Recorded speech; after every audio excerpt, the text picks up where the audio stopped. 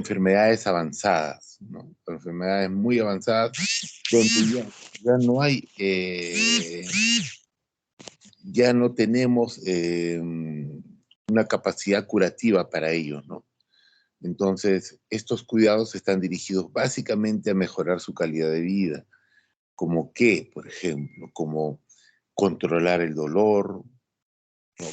Controlar el dolor físico, como dice en la literatura, y para eso pues tenemos, gracias a Dios, una serie de medicamentos por lo cual podemos aliviar ese dolor físico, aliviar el dolor emocional.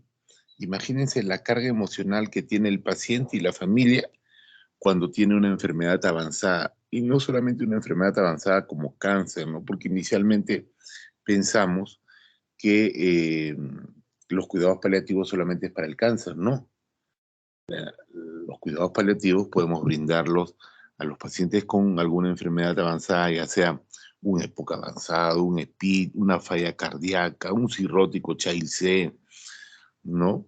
Un paciente con VIH en estadio SIDA, pacientes que tienen secuelas o enfermedades neurológicas degenerativas como demencia, como Parkinson avanzado, como un ELA, como la esclerosis lateral amiotrófica. Entonces, fíjense la cantidad de patologías a la cual los cuidados paliativos están dirigidas. Entonces, nosotros tenemos que aliviar no solamente el dolor físico. De repente, el dolor físico es mucho más pronunciado, por así decirlo, en los pacientes con cáncer, eh, pero también las personas con enfermedades avanzadas no oncológicas también tienen dolor. Quizás en menor intensidad, en menor frecuencia, pero también hay dolor. Aliviar el sufrimiento emocional. El sufrimiento emocional está presente en todos los pacientes con alguna patología avanzada. Y de igual manera de igual manera en la familia, ¿no? La familia también lleva esa carga del paciente, ¿no? Entonces, miren, tenemos que aliviar el dolor físico, el dolor emocional, el dolor espiritual, y no hablo de espiritualidad desde el punto de vista de la religiosidad, no se confundan. Hablo del punto de vista de la autonomía del paciente, de la toma de decisión del paciente. Acuérdense que los cuidados paliativos están dirigidos a preservar la autonomía del paciente, qué es lo que el paciente desea para esa etapa final de su vida. A eso se refiere, ¿ya? Y calmar el dolor social. Imagínense a ver, el cambio de la dinámica familiar que se genera cuando tenemos, por ejemplo, un paciente con una enfermedad avanzada. Imagínense un paciente con una demencia avanzada o con un Parkinson avanzado, se va a volver dependiente, y la necesidad que va a tener de una persona que lo asista, los gastos económicos que generan, ¿no? Entonces, todas esas cosas tenemos que verlas. Ya les he dicho, ¿no? Entonces, el ser humano es un ser biopsicosocial, ¿no? No solamente es importante la parte clínica, es importante las demás esferas que necesitan evaluarse, ¿no? Son imperativas, deben evaluarse. Entonces, recapitulando, los cuidados paliativos son los cuidados totales que brindamos a las personas que tienen enfermedades crónicas avanzadas, ya sean oncológicas o no oncológicas, y que ya no podemos ofrecerle algo curativo, ¿no? Que tienen una expectativa de vida limitada. Antes se hablaba de 6 meses, actualmente no hablamos de tiempo, ¿no? Porque una persona con necesidades paliativas puede tener un año de sobrevida, puede tener un año y medio de sobrevida, ¿no? Entonces, ya no hablamos de tiempo, ¿ya? Y acuérdense que no solamente se brinda esto al paciente, sino también a la familia. Y también tenemos que ver el duelo, cosa que muy poco estamos haciendo, no hacemos actualmente, ¿no? Entonces, los cuidados paliativos va desde el diagnóstico, todo el proceso de aliviar el sufrimiento físico, emocional, espiritual, social y el duelo. Por eso está dirigido a los pacientes y a la familia. ¿Ya?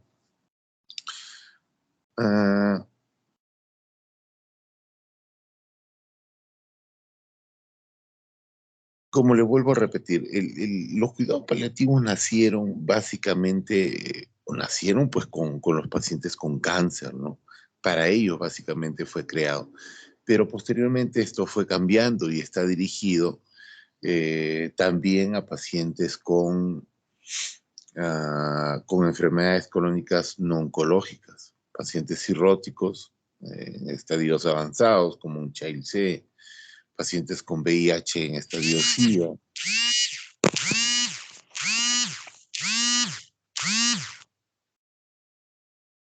pacientes eh, con EPOC avanzado, con EPID avanzado, todas esas enfermedades crónicas avanzadas, pacientes con falla cardíaca crónica, ¿no? En estadio NIHA 3 o 4, con una fracción de eyección de menos del 30%, ¿no? Con una hipertensión pulmonar de mayor de 60, ¿no? Pacientes con enfermedades neurológicas degenerativas, Parkinson, demencias, ELA, ¿no? Pacientes que han tenido accidentes cerebrovasculares también, ¿no? Vean la amplia cantidad de patologías a la cual está abierta los cuidados paliativos, a las cuales nosotros podemos brindar cuidados paliativos, ¿no? Podemos brindar cuidados paliativos, cosa que actualmente no lo hacemos, ¿no? Cosa que actualmente no lo estamos haciendo. Y es importante, ¿no? Es muy, muy importante que se haga este tipo de...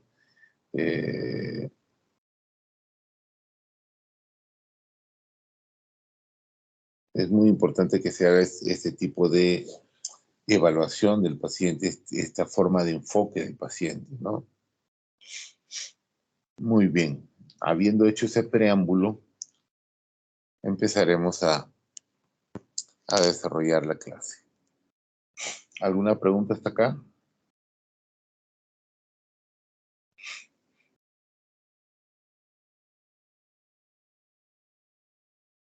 ¿Alguna pregunta, muchachos? No, doctor.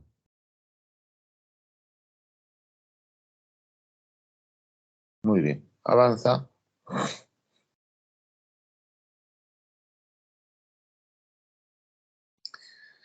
A ver.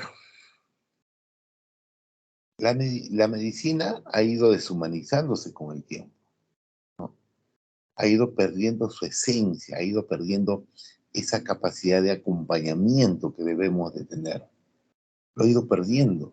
Si ustedes se fijan en el cuadrito, en el cuadro que está ahí, en el dibujo, hasta antes del advenimiento de los antibióticos, antes de la aparición de las vacunas, antes de las mejoras que tenemos, ¿qué hacía el médico? ¿Cuál era su principal función? Era el acompañamiento. Acompañaba al paciente en su etapa final de vida, ¿no? Lo acompañaba, calmaba los síntomas, bueno, porque no había antibióticos, ¿no? Tenía que bajarle la fiebre, calmar los dolores. Eso era la función del médico. Y lo hacía en el domicilio, ¿no? Lo acompañaba en el domicilio, el paciente fallecía, si es que fallecía, algunos no fallecían, si es que fallecía, fallecía acompañado y rodeado de la familia, ¿no? No es natural que un paciente fallezca. Estamos hablando de pacientes con enfermedades crónicas, ¿eh? Estamos hablando de pacientes con enfermedades crónicas avanzadas. No es normal que una persona fallezca en el hospital, ¿no? Las personas deben de fallecer en su domicilio, acompañado, rodeado de la familia, ¿no? Acompañado de la familia, papá, mamá, perdón, hijos, nietos, ¿no? De todos ellos, ¿no? Esa es la idea, que el paciente fallezca en el domicilio. No es justo que un paciente fallezca en el hospital, ¿no? Teniendo una enfermedad crónica avanzada. ¿Por qué? Porque fallece solo, ¿no? ¿Qué hacen en el hospital? Le ponen un biombo, ¿no? Lo ponen en un biombo y ahí fallece el paciente, ¿no? y hay veces no hacen ni siquiera control de síntomas, ¿no? ¿No? El paciente está disneico, con dolor, con ansiedad, y le ponen el biombo, ¿no? Ay, nada más que fallezca, ¿no? Me supongo que eso lo habrán visto ustedes cuando han rotado en los hospitales, ¿no? Pero ¿por qué tiene que suceder eso? Como yo siempre le digo a la familia de los pacientes, ¿qué sucede cuando un niño va a nacer en la familia? ¿Qué sucede, Úrsula, cuando un niño va a nacer en la familia? Tu hermana, tu prima, qué sé yo. ¿Qué hace la familia? Va a tener un bebé.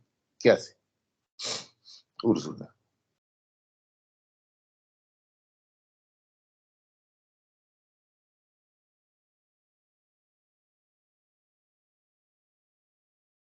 ¿Está Úrsula? Sí, doctor, presente. ¿Qué hace la familia cuando va a venir un niño en la familia? Tu hermana, tu prima, qué sé yo.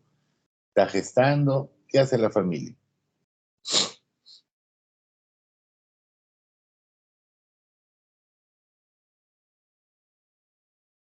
¿Una hace? reunión familiar previa? Lógico. ¿Qué hacen? Pues, ¿qué es lo que hacen? ¿Qué es lo que ustedes hacen? ¿Qué ponen en el Face? ¿Cuelgan las fotos en el Face? ¿Qué hacen?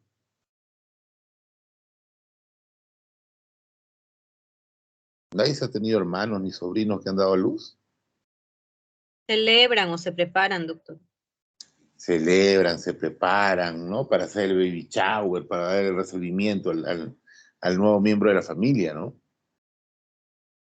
¿No? Entonces, cuando viene el nacimiento, viene, ya la familia está organizada, viene el nacimiento, hay una mano que te recibe cuando tú vienes a este mundo, ¿no? Cuando sales del útero del vientre de la madre. ¿Y por qué no podemos organizarnos igual en el otro extremo de la vida? ¿Por qué la sociedad lo toma como si fuera algo distinto? En el primer extremo de la vida nos podemos organizar muy bonito, mucha celebración. En el último extremo no lo hacemos. Hay sociedades que sí. En nuestro país, eh, cuando fallece una persona, para los que conocen la sierra, por ejemplo, hacen una fiesta, ¿no? Es una fiesta. Para los de Lima, pues es un sacrilegio que se haga una fiesta, que la gente tome, baile cuando fallece una persona. Pero es la idiosincrasia de la gente, es la forma de cómo ven ellos la muerte. ¿Ven? Entonces, hay que organizarse, ¿no? Cuando tenemos un paciente que está en la etapa final de vida, hay que enseñar al paciente y hay que enseñar a la familia a que tienen que organizarse, ¿no? ¿Para qué? Para que puedan, pues, despedir adecuadamente, por así decirlo, a ese ser querido, ¿no? Y no haya ese trauma, ese dolor, ¿no? Que se genera muchas veces, ¿no? Lo que pasa es que a veces nosotros como médicos no acompañamos ahí, no acompañamos, no explicamos, nos hemos deshumanizado, ¿no? ¿Qué dice el maestro de maestros de una sala, ¿no? Dice, bueno, ya, diagnosticaron un cáncer avanzado, ya no hay nada que hacer, dice, ¿no? Oh, sí, maestro, sí, tú diagnosticaste, ¿no? Sí, maestro. Ahora ya no hay nada que hacer. Él dice, ya no hay nada que hacer. Todo como lorito dicen, no, ya no hay nada que hacer. Eso es lo que hacemos, ¿no? Pero quítense eso de la cabeza. Cuando se llega al diagnóstico y así sea una enfermedad avanzada, donde ya no podemos darle quimioterapia, radioterapia, ofrecerle una cirugía, ¿no? La única opción lógica que podemos darle a nuestros pacientes son los cuidados paliativos. Y ya les dije inicialmente, los cuidados paliativos alivian el dolor, el sufrimiento físico, mental, social, espiritual, el paciente y la familia, ¿no? Entonces,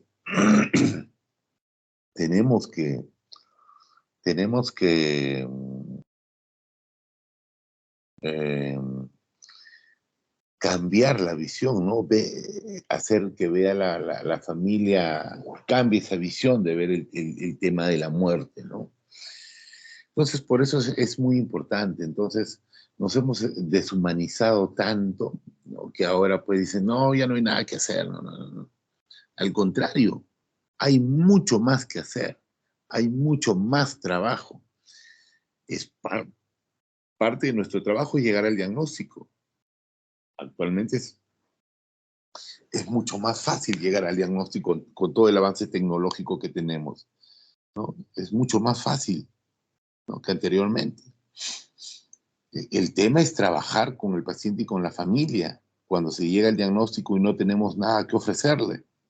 Lamentablemente no tenemos nada que ofrecerle, nada curativo. En ese caso, no tenemos nada curativo que ofrecerle, nada curativo, pero podemos ofrecerle los cuidados paliativos, ¿no?, que va a aliviar mucho el sufrimiento del paciente y la familia, ¿sí? No sé si me estoy dejando entender. Nelia, ¿me estoy dejando entender? Sí, sí se entiende. Muy bien. Entonces, entonces la humanización, o sea, los cuidados paliativos se basan en la humanización de la salud, ¿no? Ahí están los 5 pilares, ¿no? La atención centrada en la persona y la familia, lógico, como ya les venía diciendo, ¿no? Los cuidados paliativos están dirigidos paciente y familia, así como en gineco le enseñaron a ustedes que hay binomio madre-niño, acá también hay binomio paciente-familia. La atención debe ser segura y accesible y oportuna. Lógico, tiene que ser segura, accesible y oportuna. ¿Por qué? Porque para aliviar el sufrimiento físico, emocional, necesitamos una serie de medicamentos que son muy importantes, ¿no? Los opioides muchas veces no hay en los primeros niveles de atención. No hay, o si hay, por ejemplo, en los hospitales, no hay personas que manejen opioides, ¿no? Son muy pocas las personas que saben manejar opioides.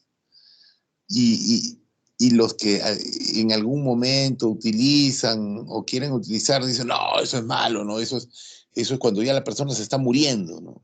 Sí, te dicen, te engañan, ¿no? Dicen, no, no, no, eso es cuando la persona está muriendo. Dice.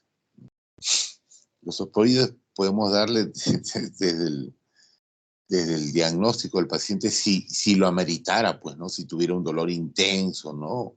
Un EVA mayor de 7, qué sé yo, podemos utilizarlos sin ningún tipo de problema. El entorno respetuoso de sus usos y costumbres, lo que ya les manifesté, ¿no? Pacientes que tienen enfermedades avanzadas, ¿no? Y que fallecen, por ejemplo, la visión de la muerte es muy distinta en la costa, es muy distinta en la sierra y en la selva, ¿no? Son muy distintas y hay que ser respetuosos, pues, de la forma como ellos ven el tema de la muerte. La información y comunicación debe ser comprensible, ¿no? Y los médicos somos las peores personas en dar información. No sabemos dar información. Nunca nos han enseñado a dar información. Y más aún sobre estos temas. Cómo abordar a la familia para decir, ¿sabes qué? Tu paciente se va a morir. No sabemos cuándo. Será un mes, 2 meses. Pero no sabemos cuándo exactamente, ¿no? Entonces, somos malísimos dando información. No sabemos dar información. En la época de la pandemia me acuerdo que decían, miren, el paciente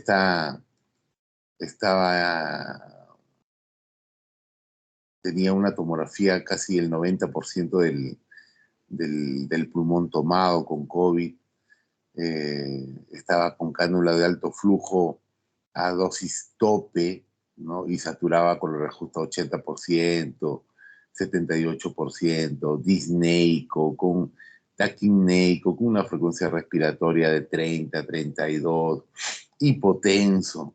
¿Y qué le decía el médico a la familia? Está estable. Sí, hoy día, señora, su paciente está estable, está estable, está estable. Todo está estable. Y a las 2 horas lo llamaba que ya había fallecido.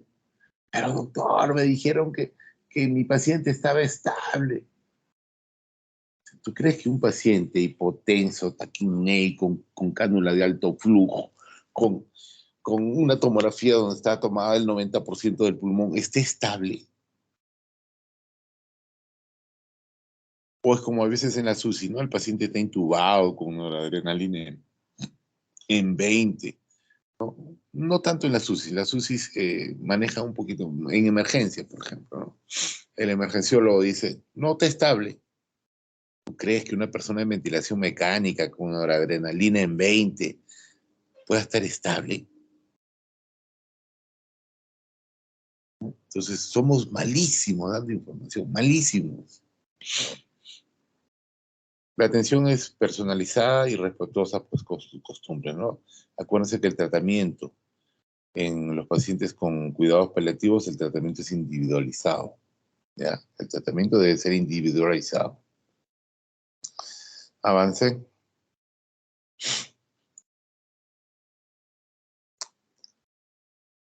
Siempre me gusta poner esta figurita, ¿no? ¿Es la muerte un enemigo?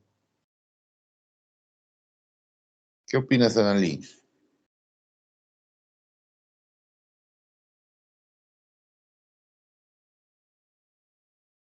Annalí, ¿estás ahí?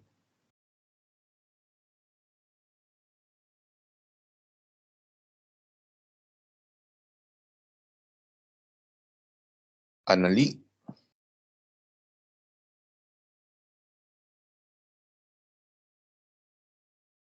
¿No está Annalí? Jocelyn. Sí, doctor.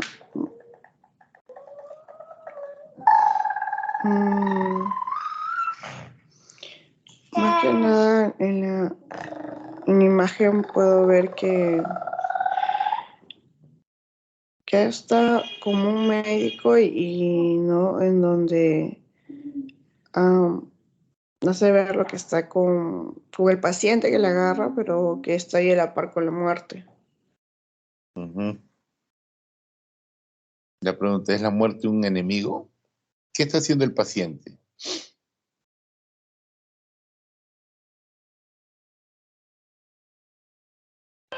Le está agarrando al doctor, ¿no? ¿Ah?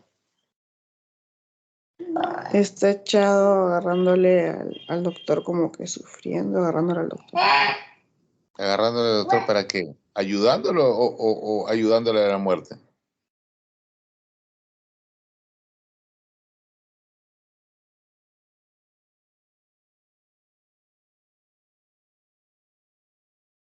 ¿Qué está haciendo? ¿Quién ve la imagen? Caroline. Parece que estuviera peleando con la muerte, doctor. ¿Quién? ¿El paciente? No, el doctor. Ya está haciendo una fuerza, ¿no? Pero ¿qué está haciendo el paciente?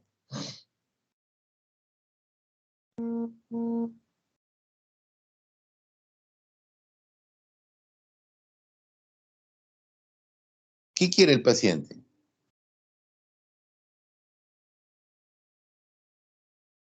Que el doctor ya no luche, doctor. Ser ayudado por el médico. Ser ayudado por el médico. ¿Tú crees que quiere ser ayudado por el médico? Bueno, en la imagen se ve como el paciente pues coloca su mano en el brazo en el antebrazo del médico. Por eso yo puedo inferir eso. ¿No le estará jalando el brazo del médico para que pierda? Ah, también otra perspectiva también puede ser esa. ¿No? Lo que pasa es que mucho vemos cable, pues mucho vemos IR. ¿Cuál es la otra? ¿Cuál es la otra película, serie que dan? ¿Cuáles son las otras series? IR, ¿cuál es la otra?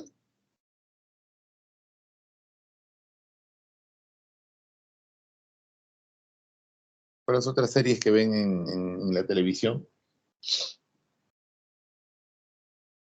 Doctor House. Doctor, sí se ve que el paciente está intentando que el médico ya deje de pelear contra la Ujú. muerte y que pueda, y pues para poder descansar, ¿no? ¿Se entiende? Claro, lo que pasa es que nosotros, no, a ver, A nosotros nos han enseñado que nosotros podemos luchar contra la muerte, ¿no? Y que todos los pacientes tenemos que salvarlos, ¿no? Nos han hecho creer que nosotros podemos salvar, nosotros tenemos que luchar contra la muerte. Pero no es así, no es así, ¿no? Realmente hay pacientes que cuando ustedes ya hagan más clínica y estén, se van a dar cuenta que hay pacientes que ya no quieren seguir, o sea, ya no hay, su organismo ya no da más y nosotros tratamos de mantenerlos vivos, ¿no? No sé si ustedes han hecho guardias y han visto, por ejemplo, qué dice la enfermera y el médico, ¿no? Bien happy, ellos dicen, en mi turno nadie se va, dicen, en mi turno nadie se va. Se pone mal un abuelito, un paciente con una enfermedad crónica avanzada, catéter, tubo, ventilación mecánica, noradrenalina, sí pues, nadie se va en su turno, salen pechones, ¿no? Acaban el turno y dicen, mi turno nadie se fue. Sí, pues, pero ese paciente que le pusiste un tubo, le pusiste un catéter venoso central, le pusiste ventilador mecánico, le pusiste noradrenalina, realmente no la meritaba, no lo necesitaba, porque lo único que has hecho es prolongar una agonía. No sé si me dejo entender. Lógico que hay pacientes que sí lo requieren, que sí lo necesitan.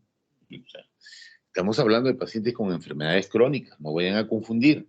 Hay pacientes que vienen por procesos agudos, hay pacientes con enfermedades avanzadas que se descompensan por procesos agudos, que también pues tenemos que actuar, ¿no?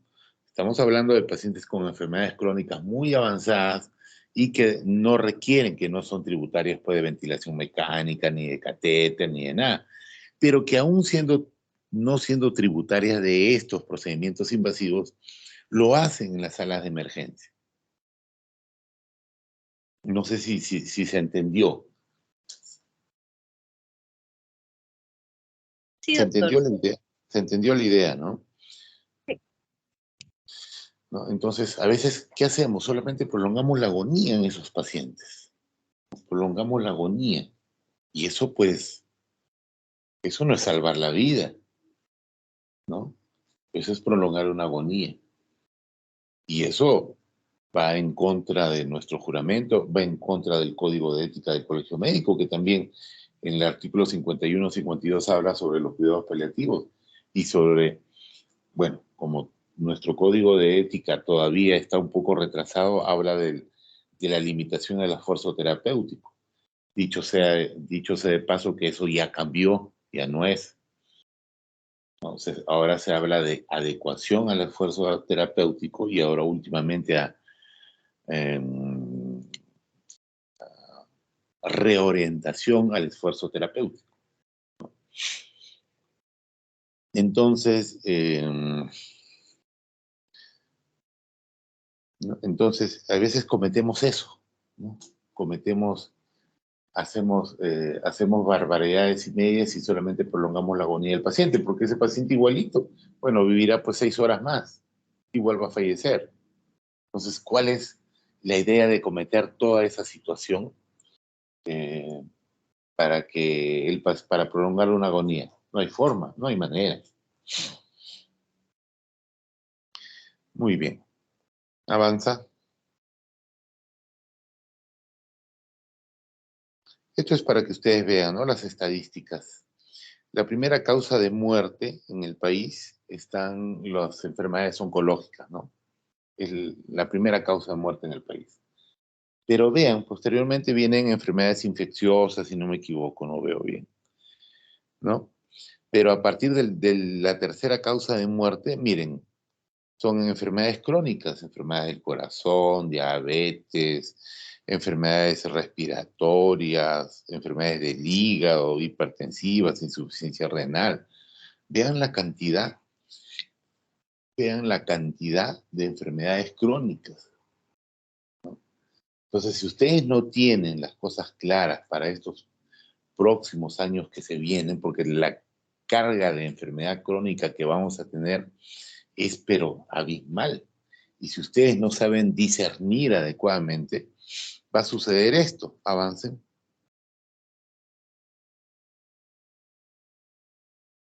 Va a suceder eso.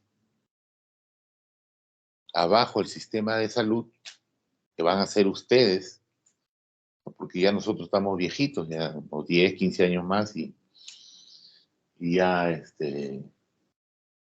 ya nos vamos a jubilar. Pero ustedes son los que van a tener que sostener toda esa carga de enfermedades crónicas que tenemos, ¿no? Y si no están preparados para lo que se viene, los va a aplastar, se los va a llevar de encuentro, ¿no? Son otras etapas, son otro tipo de situaciones las que ustedes van a pasar a comparación de nosotros. En nuestra época, cuando éramos jóvenes, los que predominaba, porque éramos un país muy pobre, predominaban las muertes por procesos infecciosos. Ahora no, predomina la muerte por enfermedades crónicas. Avanza.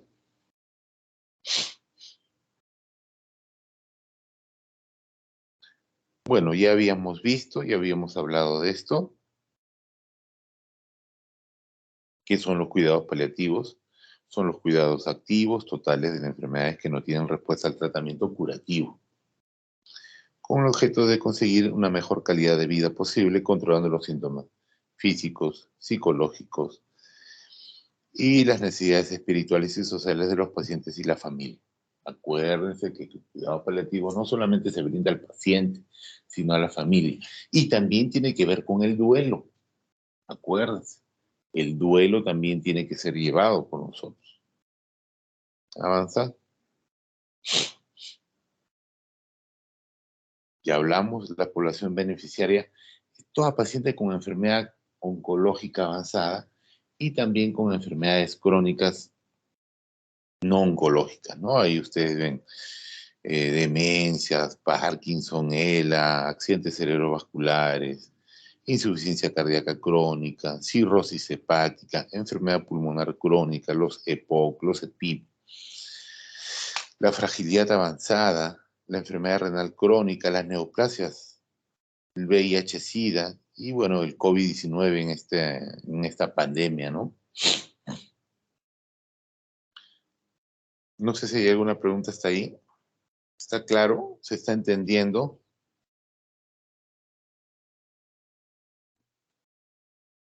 Sí, doctor.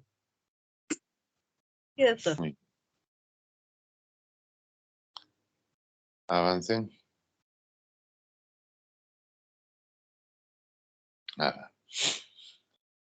Los cuidados paliativos muchas veces lo relacionan cuando la persona está falleciendo, ¿no? Cuando la persona está en etapa de agonía, ¿no? Pero sí, lógico, yo puedo brindar cuidados paliativos ahí, pero no es solamente eso, porque esa es la última etapa de los cuidados paliativos. Los cuidados paliativos se pueden brindar desde el diagnóstico del paciente, sobre todo en los pacientes oncológicos. Se hace el diagnóstico, el paciente con cáncer, ¿qué cosas tiene? Dolor, depresión, ansiedad, ¿no? Entonces, lógico que al inicio del diagnóstico del cáncer, la actuación del oncólogo va a ser mucho mayor que los cuidados paliativos. Pero los cuidados paliativos los puedo brindar desde el inicio, manejando dolor, manejando la ansiedad, manejando la depresión y organizando a la familia. Porque lo único que le interesa al oncólogo es, hay que darle quimio, hay que darle radio, hay que darle coadyuvantes, ¿no? Entonces, los cuidados paliativos ven mucho más allá, ¿no? Manejo depresión, manejo ansiedad, manejo dolor, organizo a la familia. La actuación en esas etapas iniciales va a ser mucho mayor la del oncólogo que la de cuidados paliativos. Pero conforme avance el proceso, muchos pacientes se curan, ¿no? Y salen del problema del cáncer. Pero hay otros que no, que la enfermedad los va ganando, va avanzando, ¿no? Entonces, ahí va disminuyendo la actuación del oncólogo y va aumentando la actuación de los cuidados paliativos. Entonces, por eso es importante que los cuidados paliativos se brinden desde el inicio del diagnóstico. ¿Para qué? Para ya tener a la familia mapeada, ya tener confianza con la familia, ya poder tener confianza con el paciente para poder decirle, para poder preguntarle, ¿no? ¿Qué es lo que él quiere? ¿Qué es lo que él desea? ¿No? Para esa etapa final de la vida. Es muy distinto que tú encuentres a un paciente en agonía y recién le pongas a explicar a la familia, ¿sabe qué? No lo van a intubar, no le van a poner catéter. A tú conocer al paciente desde que empezó su diagnóstico, ¿no? Cómo ha ido avanzando, cómo ha ido el paciente declinando, cómo ha ido el paciente consumiéndose, ¿no? Son cosas muy distintas. Por eso con los cuidados paliativos hay dos etapas bien definidas, ¿no? Una, la transición de un paciente con una enfermedad crónica, ¿no? Esa transición de, sí, yo tengo una enfermedad crónica. ¿En qué momento me convierto en un paciente que tiene necesidades paliativas? ¿En qué momento me convierto en ese paciente que tiene necesidades paliativas? Esa línea es muy, muy, muy, muy delgada. Entonces, para eso me ayuda este instrumento, el NetPal. Ustedes ven, el NetPal evalúa a los pacientes en todas las esferas. Fíjense ahí. Esfera funcional, mental, igual que en geriatría, así como evaluamos todas las esferas, igualito. En estos pacientes hay que evaluar en todas las esferas. ¿Ya? Entonces, y la segunda etapa, sí es son aquellos pacientes pues, que están en preagonía, en agonía, ¿no? Entonces, acuérdense que en paliativos hay dos etapas. La etapa donde yo tengo una enfermedad crónica avanzada, en qué momento yo tengo necesidades paliativas, en qué momento me convierto en un paciente que tiene necesidades paliativas. Esa línea es muy delgada y esto nos ayuda a identificar esos pacientes. Avanza.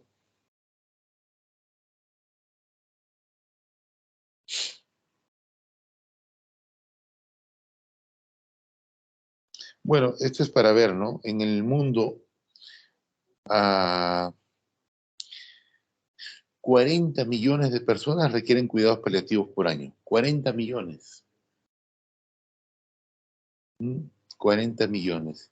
De esos 40 millones, solamente 14% recibe cuidados paliativos en el mundo.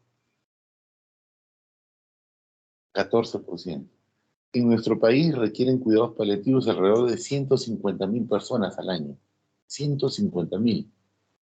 ¿Cuántos creen, cuánto de porcentaje creen que reciben cuidados paliativos en nuestro país? Stephanie. Una idea. No les pido algo, sé que no lo van a saber, pero una idea, solamente una idea. ¿Cuánto por ciento? En el mundo, 40 millones. De ese 40 millones solamente recibe el 14%. En nuestro país, 150.000 personas al año requieren cuidados paliativos. ¿Cuánto por ciento creen que reciben atención paliativa?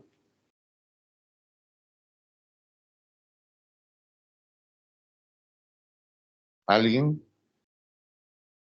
Denme un número. 10%, 20%, doctor. 20%. Muy bien. ¿Alguien más?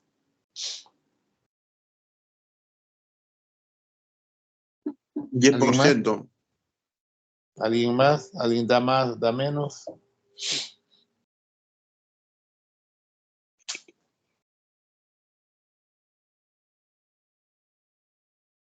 ¿Alguien da más? ¿Alguien da menos? Quizás menos. ¿Cuánto? 8, 5. Bueno, para que la tengan clara, solamente el 1% recibe cuidados paliativos en nuestro país. El 1%. ¿No? El 1% es nada. ¿No? Básicamente la gente que tiene dinero, ¿no? Que tiene su seguro en Sana, en Internacional. Solamente ellos reciben cuidados paliativos, en Oncosalud. Pero las personas que realmente, todo el grupo, toda esa masa de gente que tenemos en los hospitales, no lo están recibiendo. En el Hipólito tenemos formado la unidad desde el 2018, con nuestros altos y nuestros bajos. Pero estamos tratando de avanzar, ¿no? Estamos tratando de avanzar. Y solamente damos cuidados paliativos a los que vienen al hospital. Los identificamos, los manejamos, los damos de alta, pero no hay quien les haga el seguimiento. Los del primer nivel de atención no pueden hacer el seguimiento. Uno, porque no están capacitados, refieren. Dos, porque no tienen los opioides. Tres, porque bueno, no se les da la gana. Porque en los primeros niveles hay equipos conformados, no para paliativos, pero sí conformados para otro tipo de atenciones en general, ¿no? Justo hace como una semana me llama que está haciendo su internado uno de sus compañeros, que ya también hizo pues la rotación, igual que usted, me manda un mensaje como a las 12 de la noche, que estaba de guardia en un centro de salud, ¿no? Está de interno, está de guardia en un centro de salud y que llegaba con un paciente cirrótico, así avanzado, Child C, ¿no? Doctor, ¿qué hago? Primero le digo, ¿para qué me más a la medianoche? Yo estoy durmiendo. Pero estaba tan desesperado que, bueno, comenzamos a conversar cómo estaba, investiga primero, explora qué es lo que sabe la familia, porque ese es tu primer contacto. O sea, es muy distinto que tú conozcas a ese cirrótico, al menos de cuando era un child B, ¿no? Y cómo ha ido cambiando en el tiempo, a que tú tengas un primer contacto con un paciente que es child C y está descompensado. Primero explora, le digo, qué es lo que la familia conoce de la enfermedad. De repente ya le han hablado, no le han hablado.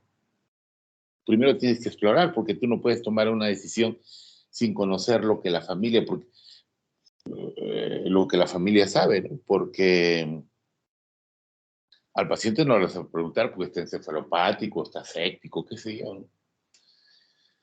Entonces son situaciones que les cuento, ¿no? Que suceden, ¿no? Que cuando estén ustedes en la práctica clínica se van a topar y va a suceder.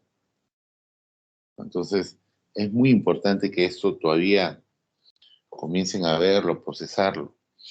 Vean que el 39% son por enfermedades cardiovasculares, 34% por cáncer, 10% por neumopatías, 6% por VIH y 5% por diabetes. Avance. ¿Cuáles son los síntomas más frecuentes? Dolor, disnea, anorexia, náusea, vómito, sequedad de boca, delirium, ansiedad y depresión. Avanza. ¿Cuáles son las deficiencias? 86% de quienes necesitan cuidados paliativos no lo reciben. Lógico, porque habíamos dicho que 14% nomás recibían. Miren, el 83% de la población mundial no tiene acceso al alivio del dolor. 83%. Imagínense la cantidad de gente que sufre, que muere con dolor, que es inconcebible a estas alturas. ¿Cuánta gente muere con dolor? Y nadie se hace nada, ni el Estado, ni los médicos, ¿no? Entonces, tengamos claro esa situación de cómo está. Avance. Conclusiones. Bueno, ¿debemos desarrollar una política? Sí, felizmente ya se hizo la ley de cuidados paliativos el 2018, ya lo tenemos. Es fundamental la formación de profesionales médicos desde el pregrado. Ustedes tienen el lujo, que son uno de los pocas universidades, aparte de San Marcos y de Cayetano, que tienen, felizmente el doctor Lamas lo puso como un tema, ¿no? Como un pequeño tema, pero al menos tengan la idea y tengan presente que existen los cuidados paliativos, ¿no? Porque otras universidades, las particulares, pues no tienen, ¿no? Ustedes tienen felizmente una clase al menos, ¿no? Pequeñita, pero bueno, para que ustedes empiecen ya a investigar y sepan que ya no se dice limitación al esfuerzo terapéutico, que ahora se llama adecuación al esfuerzo terapéutico, y que actualmente, ayer que estábamos en la reunión acá de cuidados paliativos en Costa Rica, proponía el doctor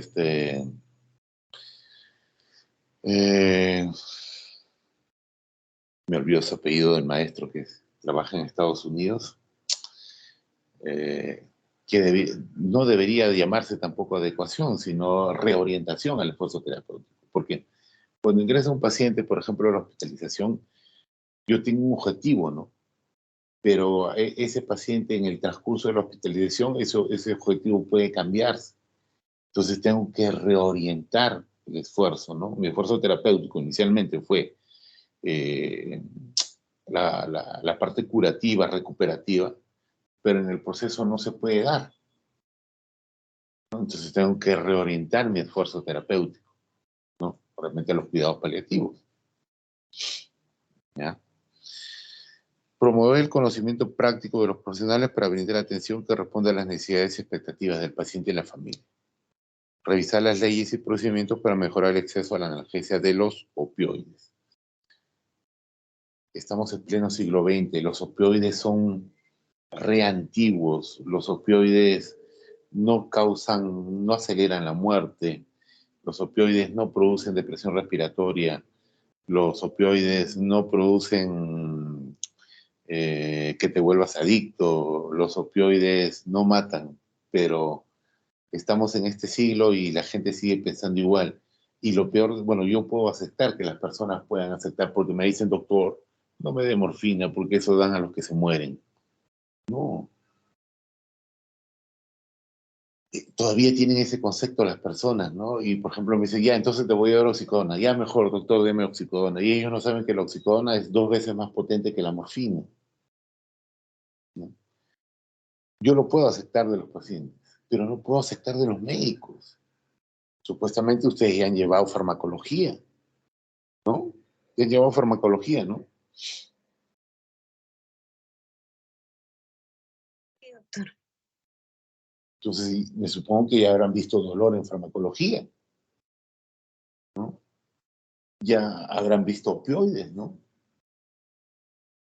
Ya deben ser expertos manejando opioides, ¿sí?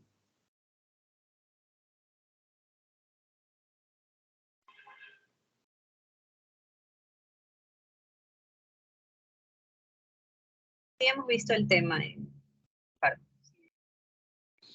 Entonces, con el pequeño refuerzo que le hemos dado nosotros, supongo que ya tendrán más clara la situación, ¿no?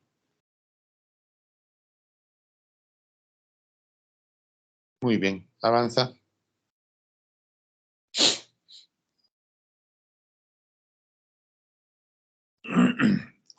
Les voy a dejar una tarea, ya la doctora Shimabukuro ya sabe. En Netflix hay 2 documentales cortos, Extremis y La partida final. Apunten, ¿ah? Quiero un comentario así cortito, de 10 líneas, 15 líneas. Extremis es cuidados paliativos en cuidados intensivos en Estados Unidos y la partida final son cuidados paliativos en un hospital en Inglaterra, ¿no? Y habla también un poquito de los hospices, ¿no? Los hospices son lugares donde van, ya los pacientes no están hospitalizados, sino van a estos lugares que son los hospices, donde están ya los pacientes con enfermedades bastante avanzadas, ¿no? Y el otro documental es Los demás días, que eso sí está en YouTube, que se trata de los cuidados paliativos domiciliarios en España. Al final, un día después de su examen, lo envían al correo general para nosotros ponerle una nota. ¿Ya?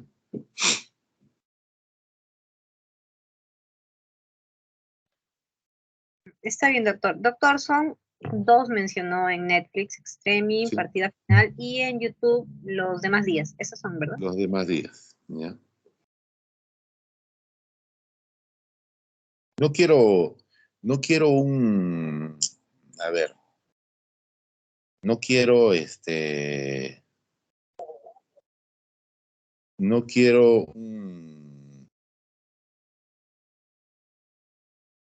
no quiero algo de 20 hojas, no, quiero algo así cortito, que es lo que ustedes entienden.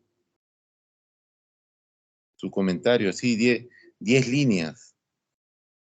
Más fácil no se las puedo hacer.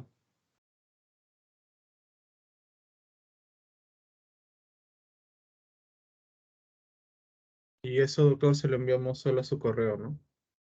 Sí, a mi correo mío no, sino al correo general, porque tenemos ahí. Ah, ya, en Teams. Ujú, Al Teams. al Teams. Te voy a enviar un enlace, por favor, para que lo reproduzcas ahorita. El doctor Marco Gómez Sancho, con el que tuve la oportunidad de tener algunas clases, es una de las personas que sabe más de los cuidados paliativos, ¿no? A nivel mundial, ¿no?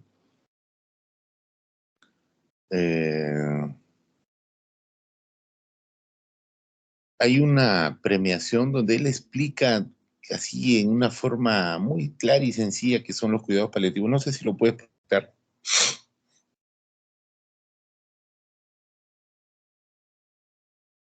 Te he mandado el link.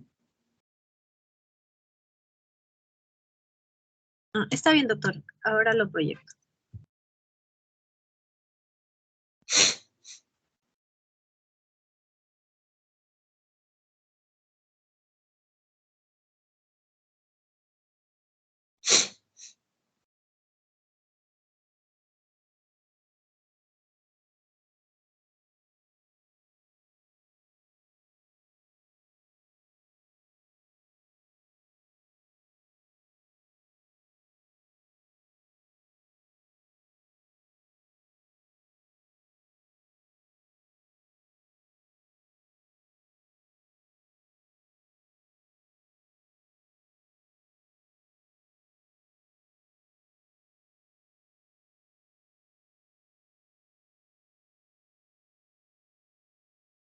También hay un video de los cuidados paliativos del Hospital Hipólito Unanue, para que lo vean. Pongan ahí, Unidad de Cuidados Paliativos, Hospital Nacional Hipólito Unanue. Ahí se explica un poquito más de qué son los cuidados paliativos.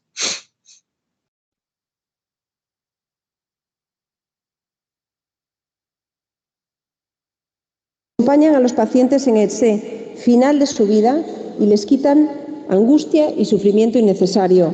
Y lo hacen con los cuidados paliativos, porque ahora todos sabemos ya qué es eso de los cuidados paliativos, pero hubo un tiempo en que la asociación tuvo que cubrir aquellos lugares donde la medicina pública no llegaba. El doctor Marcos Gómez, que es nuestro galardonado, es el pionero en España en cuidados paliativos y es el máximo referente en esta especialidad. Creó y desarrolló en Las Palmas un servicio de cuidados paliativos en colaboración con la Asociación contra el Cáncer. Por tanto, el premio V de Vida es para Marcos Gómez, que sube a continuación al escenario para recibirlo.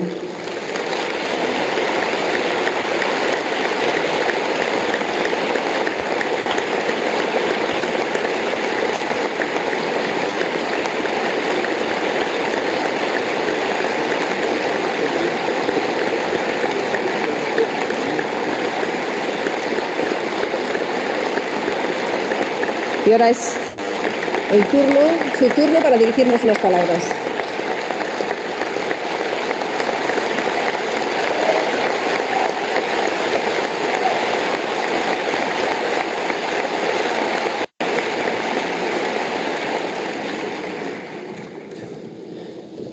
Alteza Real, excelentísima señora ministra, señor consejero, defensora del pueblo, Isabel Oriol, autoridades, amigas y amigos, a todos muchas gracias a la asociación.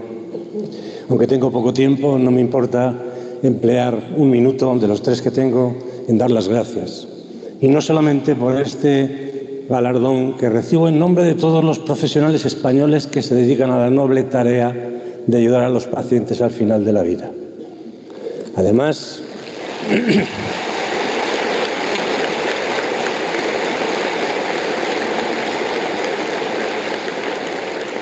Quiero decirles que hace prácticamente un cuarto de siglo, con una ayuda, entre otras, de la Asociación Española contra el Cáncer de la Junta Provincial de Las Palmas, me fui al Instituto Nacional de los Tumores de Milán a estudiar los cuidados paliativos.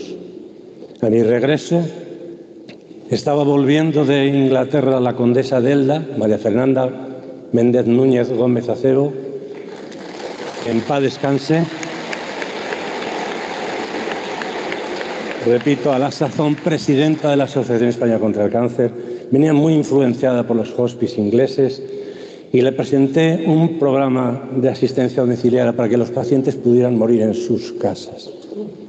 Le llamó tanto la atención que pusimos un programa conjuntamente en Las Palmas de asistencia domiciliaria. Y ese fue el germen y terminó con 70 programas iguales a lo largo y ancho de toda España. Yo creo que el trabajo que ha hecho la Asociación Española contra el Cáncer por los pacientes al final de su vida no es suficientemente reconocido ni suficientemente conocido. En unos momentos en los que en España no había nada, absolutamente nada.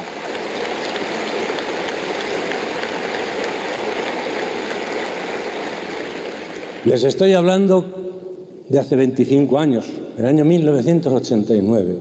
Éramos 3 gatos, literalmente, y la Asociación Española contra el Cáncer, progresivamente, poco a poco, puso en marcha hasta 70 programas, como os digo.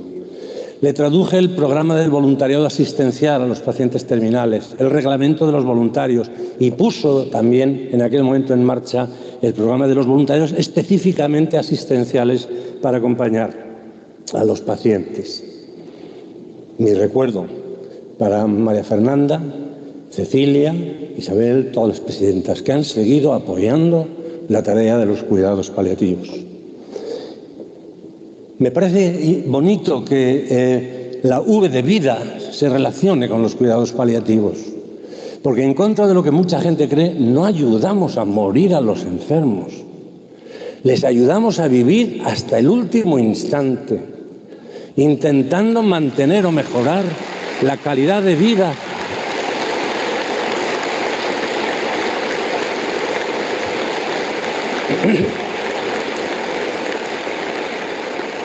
hasta ese momento. Y lo hacemos a través de los cuidados paliativos. Miren ustedes, la medicina cada vez es mejor. Los médicos cada vez somos mejores. Gracias a la investigación, a la clínica, al diagnóstico precoz, a la prevención, hoy conseguimos que muchos enfermos que antes se morían, hoy se salven. Y los que no se pueden salvar, que tengan supervivencias muy largas. Pero antes o después, tenemos que ser conscientes que habrá una última enfermedad. Algunas veces a los médicos, que en ocasiones somos demasiado soberbios, nos vendría bien recordar que cada vez que curamos a un enfermo, lo hacemos de manera provisional, que antes o después tendremos que afrontar el final. Por lo tanto, los cuidados paliativos, llega un momento en el que por mucho que avance las ciencias y la medicina, será la única posibilidad racional de ayudar al paciente. Ustedes saben que los cuidados paliativos es la atención total, intentando resolver los problemas físicos, psíquicos, psicológicos, espirituales del paciente y sus familiares. Y si es necesario, el apoyo debe incluir el proceso del duelo. A nadie se le escapa que es una tarea difícil. Algunas veces es dura, física y psicológicamente, incluso muy dura. Estar en contacto constante con el dolor, el sufrimiento, la decrepitud y la muerte llega a ser absolutamente fuerte muchas veces para nosotros. Pero les garantizo una cosa, porque no somos héroes, porque eso, que es así, se compensa con creces con lo que recibimos de los enfermos. Quien hace un acompañamiento empático, sincero, honrado al lado del enfermo, es mucho lo que va a aprender del proceso de morir antes de ser él el que ocupe la cama que en este momento ocupa su paciente. Y nos van a enseñar a reorganizar nuestros valores. porque ese enfermo al final de su vida nos va a decir su biografía, nos va a decir lo que le importa y lo que no. Han sido más de 20.000 pacientes acompañados. Ni uno solo al final echó de menos haber estado más horas en la oficina, o tener un apartamento más grande, o tener un coche más potente. Ni uno. Todos han echado de menos no haber estado más tiempo con los niños, no haber visto crecer a sus hijos de otra manera, no haber sido más solidarios, no haber oído más a Mozart o a Bach. Y eso nos lo transmiten los pacientes. Y nosotros escalonamos nuestros valores gracias a lo que aprendemos de los pacientes. Pregúntenle ustedes a los voluntarios, que aquí habrá muchos de los más de 15.000 que tiene la Asociación Española contra el Cáncer. Les dirán algo muy similar a esto. Yo empecé mi tarea con la noble intención de dar algo de mí a los demás. Pero, óigame, he recibido mucho más de lo que he dado. Hay 3 palabras de la Biblia que yo creo que son absolutamente sagradas y universales. Dad y recibiréis. 3 palabras, señores, 3 palabras. Todo aquel que da, que ayuda de manera desinteresada, antes o después termina recibiendo más de lo que ha dado. Por lo tanto, yo les digo que amamos nuestro trabajo. Como decía Confucio, elige un trabajo al que amas y no tendrás que trabajar ni un solo día de tu vida. Creo, para terminar, que la atención a los enfermos al final de la vida debería ser una prioridad en un país civilizado. Sin embargo, en España todavía hay muchas personas, muchos enfermos, que mueren con un sufrimiento perfectamente evitable si se hiciera lo que hay que hacer.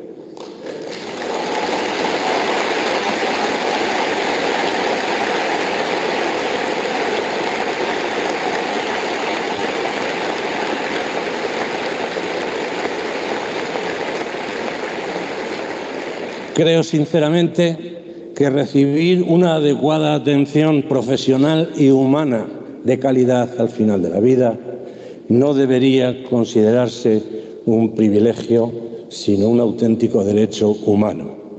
No olviden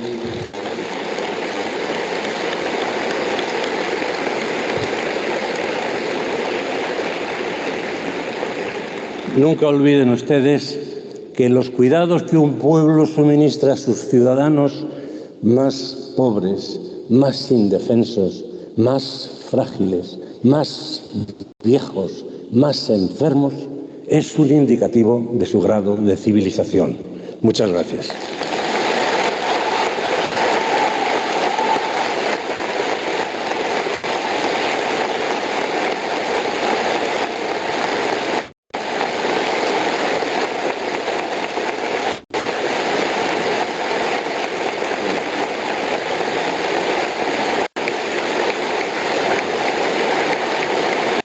Retíralo ya. Bueno, espero que lo hayan entendido un poquito más.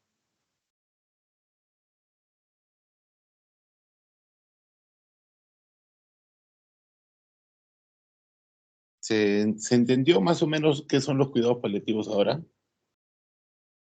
Sí, doctor. Gracias.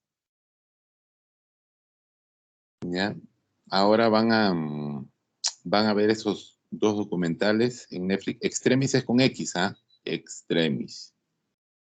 La partida final y el último es Los demás días, que está en YouTube. Ya.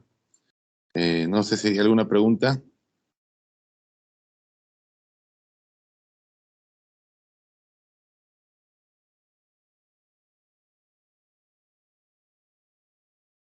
Me parece, doctor, que ha quedado bastante claro. Ya. No hay preguntas, ¿no?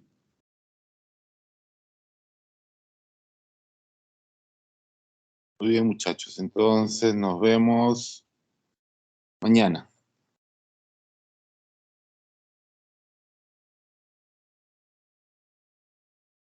¿Cuándo es su examen? Mañana, creo, ¿no? ¿A qué hora? En la tarde, ¿no? Sí, doctor, mañana tenemos examen en la tarde. Ya, muy bien. Entonces sí quedamos. Doctor, dijo que mañana nos vamos a ver. Ah, no. Sí. No. Estaba